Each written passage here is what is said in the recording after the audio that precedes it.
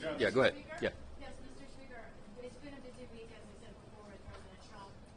We've seen him fire some inspectors general today, and also he's made comments and an executive order about FEMA, saying that perhaps it shouldn't even exist.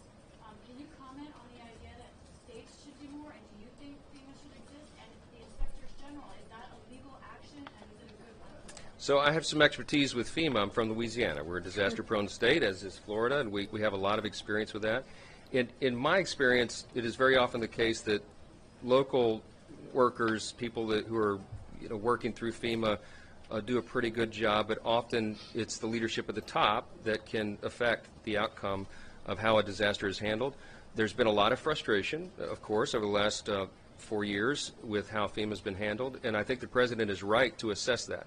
I think we are entering a new era of government, and that is when the President says he wants to make the government more efficient and effective, and we say we want to limit the size and scope of government, it means that everything is on the table for reevaluation. This is a new moment for us to reevaluate everything that the federal government does, and FEMA is in the crosshairs, pardon the expression, because they're the microscope, because these disasters are front and center for the country to review. And so I think that the task force that the President set up by the executive order is an appropriate step. I think that it's probably long overdue.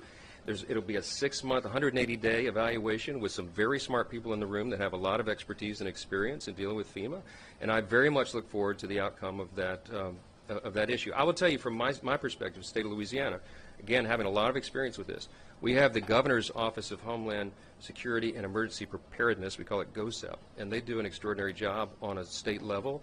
They're very responsive to the people, and our people are very resilient, and they look to the state officials to handle that. FEMA has been a partner, but they probably could be a better partner. So we're going to withhold the final judgment on what the analysis is from that group, but I think the timing for that is important, and we support the President's initiative, obviously 100%, and we'll assist from the House Republicans in any way that we can to contribute to that effort. With regard to the Inspectors General, the President will, my understanding is he will be replacing those positions with new persons. And sometimes you need a fresh look. Look, we want to eliminate fraud, waste, and abuse in every way possible. The President's committed to that, and we are as well. The Inspector Generals, when they are working on all cylinders and to their top level of effectiveness, they can be a huge part of that. I think the President appreciates that, but sometimes you have to have, begin a new page and start with a fresh start, and I think maybe some new eyes, new voices will be